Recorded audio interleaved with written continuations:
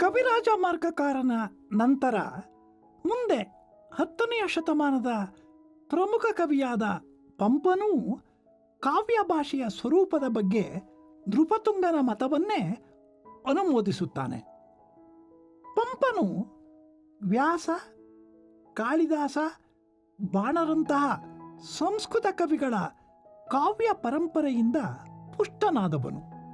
ಆದರೂ ಅವನು ತನ್ನ ವಿಕ್ರಮಾರ್ಜುನ ವಿಜಯದ ಮಟ್ಟಿಗೆ ತನ್ನ ಪರಿಸರದಲ್ಲಿದ್ದ ಸಾಜದ, ಪುಲಿಗೆರೆಯ, ತಿರುಳ ಕನ್ನಡವನ್ನು ಬಳಸಿಕೊಳ್ಳುವುದಾಗಿ ಹೇಳುತ್ತಾನೆ.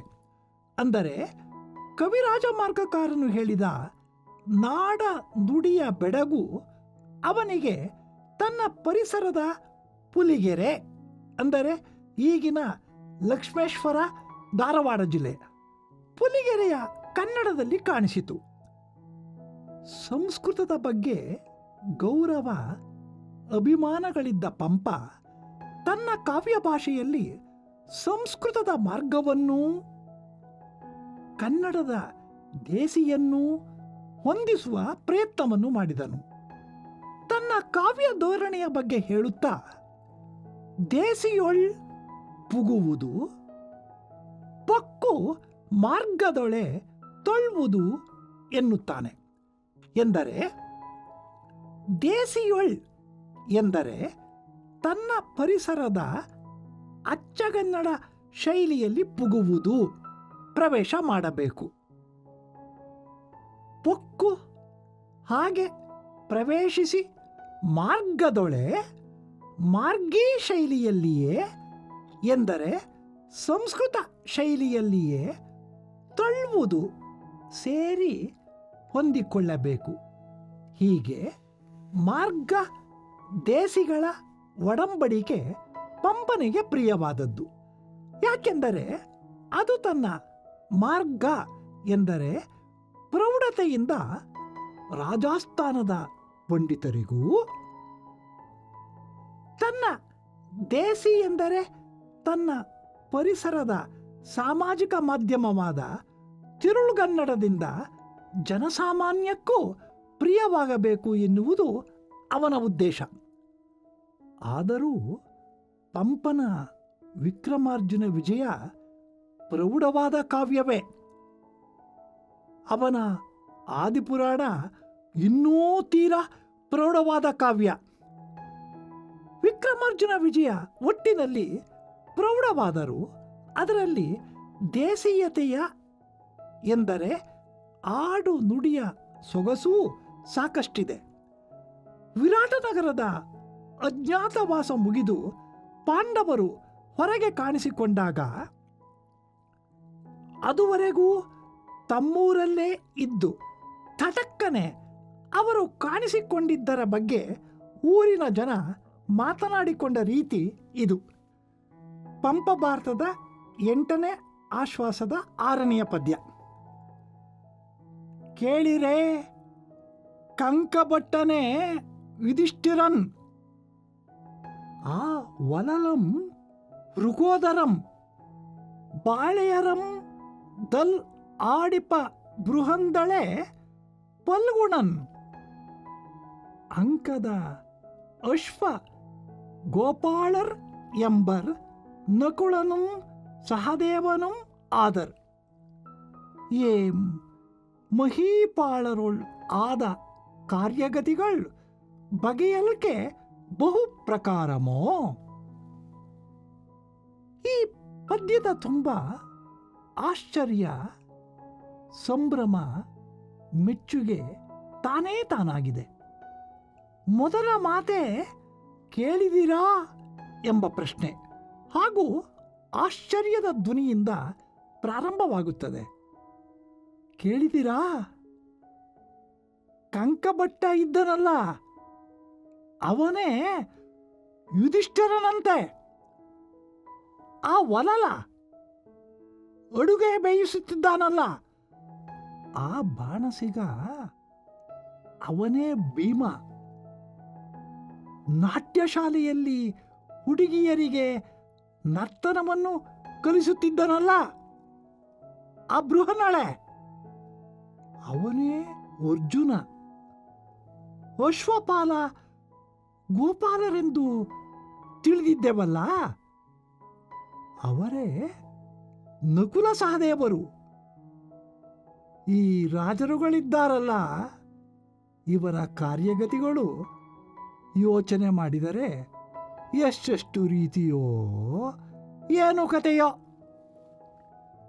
ಇಡೀ ಪದ್ಯ ಸಂಭ್ರಮ, ಆಶ್ಚರ್ಯ, ಕುತೂಹಲಗಳಿಂದ ರಾಜರುಗಳಿಗೆ ಸಂಬಂಧಪಟ್ಟ ವಿಶೇಷ ಘಟನೆಯೊಂದನ್ನು ತಗ್ಗಿದ ದನಿಯಲ್ಲಿ ಊರ ಜನ ಮಾತನಾಡಿಕೊಂಡ ದಾಟಿಯಲ್ಲಿದೆ. ಇದರಿಂದಲೇ ಮುಂದಿನ ಕವಿಗಳೆಲ್ಲ ಪಂಪನ ದೇಸಿಯನ್ನು ಮುಕ್ತ ಕಂಠದಿಂದ ಹೊಗಳುತ್ತಾರೆ. ಪಂಪನಿಗೆ ಇದ್ದಂತಹ ಭಾಷಾಪ್ರಜ್ಞೆ ಬಹುಮಂದಿ ಕವಿಗಳಿಗೆ ಇಲ್ಲ. ಆದುದರಿಂದಲೇ ಕನ್ನಡ ಮಾರ್ಗ ಕಾವ್ಯಗಳಲ್ಲಿ ಬಹುಪಾಲು ಸಂಸ್ಕೃತಮಯವಾಗಿವೆ. ಪಂಪನ ಸಮಕಾಲೀನನಾದ ರನ್ನನಲ್ಲಿಯಂತೂ ಸಂಸ್ಕೃತದ ತೇಜಸ್ಸೇ ತೇಜಸ್ಸು. ಕವಿರಾಜ ಮಾರ್ಗಕಾರನಿಂದ ಮೊದಲಾಗಿ 10ನೆಯ ಶತಮಾನದ ಕೇಂದ್ರ ಕವಿಯಾದ ಪಂಪನಿಂದ ಅನುಮೋದಿತವಾದ ಸಂಸ್ಕೃತ ಕನ್ನಡಗಳ ಸಾಮರಸ್ಯವನ್ನು ಸಾಧಿಸಬೇಕೆಂಬ ಈ ಧೋರಣೆಯು ಮತ್ತೆ ಅನುರಣಿತವಾಗುವುದು 20ನೆಯ ಶತಮಾನದ ಮುದ್ರಣನಿಂದ. ಅದು ಹೊಸಗನ್ನಡದ ಆರಂಭ ಕಾಲದಲ್ಲಿ. ಅವನು ತನ್ನ ರಾಮಾಶ್ವಮೇಧದಲ್ಲಿ ಹಿಂದಿನ ಮಾರ್ಗಕವಿಗಳ ಭಾಷೆ ನೀರಿಳಿಯದ ಗಂಟಲೋಳ್ ಕಡುಬಂ ತುರುಕಿದಂತಾಯ್ತು ಎಂದು ಟೀಕಿಸಿ, ಸಕ್ಕದಮಂ ಒಂದೇ ರನ್ನವಣಿಯಂ ಪೊನ್ನಿಂ ಬಿಗಿದಂತೆ ಎಸೆಗುಂ ಅದರಿಂ ಕರ್ಮಣಿ ಸರದೊಳ್ ಚೆಂಬವಳಮಂ ಕೋದಂತೆ ಇರೆ ರಸಂ ಒಸರೆ ಲಕ್ಕಣಂ ಮಿಕ್ಕಿರೆ ಎಡೆ ಎಡೆಯೊಳ್ ಸಕ್ಕದದ ನಲ್ನುಡಿ ಮೆರೆಯೆ ತಿರುಳ್ಗನ್ನಡದೊಳೆ ಕತೆಯನ್ ಉಸಿರುವೆನ್ ಎನ್ನುತ್ತಾನೆ. ಕನ್ನಡ ಭಾಷೆಯ ಬಗೆಗೆ 3ನೆಯ ಧೋರಣೆಯೊಂದು ಕಾಣಿಸಿಕೊಂಡದ್ದು ಪಂಪನ ನಂತರ 1.5 ಶತಮಾನವಾದ ಮೇಲೆ ನಯಸೇನನಿಂದ. ಕನ್ನಡವನ್ನು ಸಂಸ್ಕೃತವನ್ನು ಬೆರೆಸಬೇಕೆಂಬ, ಅವೆರಡಕ್ಕೂ ಸಾಮರಸ್ಯ ತರಬೇಕೆಂಬ ಹಿಂದಿನ ಧೋರಣೆಗೆ ಇವನ ವಿರೋಧವಿದೆ. ಯಾಕೆಂದರೆ ಈ ಸಾಮರಸ್ಯದ ಧೋರಣೆ ಮೇಲೆ ನೋಡಲು ಸಾಧುವಾಗಿ ಕಂಡರೂ ಕನ್ನಡ ಕಾವ್ಯ ರಚನೆಯಲ್ಲಿ ಈ ಧೋರಣೆಯನ್ನು ಅನುಸರಿಸುವ ಕವಿಗಳಿಗೆ ಸಂಸ್ಕೃತದ ಮೋಹವೇ ಮಿಗಿಲಾದುದನ್ನು ಅನೇಕ ಕಾವ್ಯಗಳಲ್ಲಿ ಕಂಡ ನಯಸೇನನು ಧರ್ಮಾಮೃತದಲ್ಲಿ ಈ ರೀತಿ ಹೇಳಿದ್ದಾನೆ. ಹೊಸಗನ್ನಡದಿಂ ವ್ಯಾವರ್ಣಿಸುವೆನ್ ಸತ್ಕೃತಿಯನ್ ಎಂದು ಕನ್ನಡಮಂ ಚಿಂತಿಸಿ ಕೂಡಲಾರದೆ ಅಕ್ಕಟ ಮಿಸುಕದ ಸಕ್ಕದಮನ್ ಇಕ್ಕುವನುಂ ಕವಿಯೇ ಎಂದು ಕವಿಗಳನ್ನು ತರಾಟೆಗೆ ತೆಗೆದುಕೊಂಡಿದ್ದಾನೆ.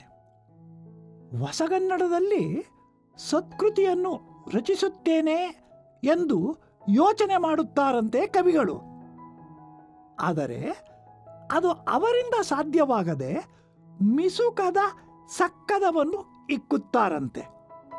ಇಲ್ಲಿ ಮಿಸುಕದ ಎಂದರೆ ನಿಶ್ಚೇಷ್ಟವಾದ, ಏನು ಮಾಡಿದರೂ ಅಲ್ಲಾಡಿಸಲಾರದ ಎಂಬುದು ಒಂದು ಅರ್ಥವಾದರೆ, ಹೊಳಪನ್ನು ಕಳೆದುಕೊಂಡ ಎಂಬುದೂ ಅರ್ಥ ಇನ್ನೊಂದು.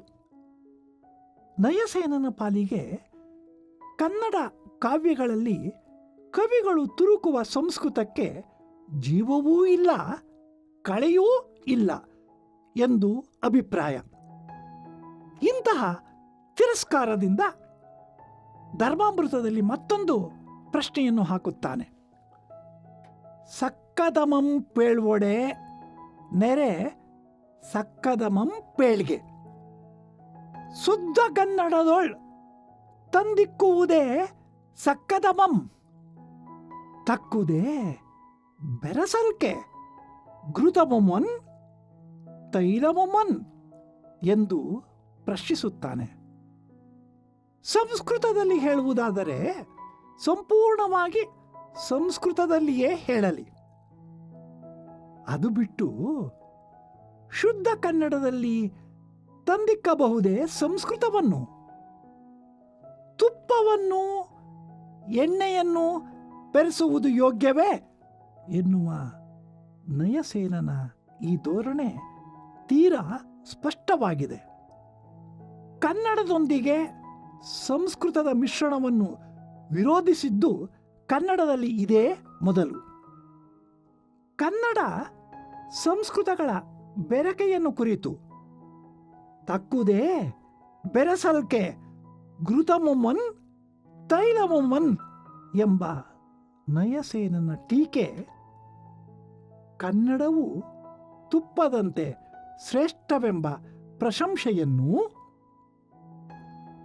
ಸಂಸ್ಕೃತ ಎಣ್ಣೆಯಂತೆ ಎಂಬ ಮೂದಲಿಕೆಯನ್ನು ಒಟ್ಟಿಗೆ ಪ್ರಕಟಿಸುತ್ತದೆ.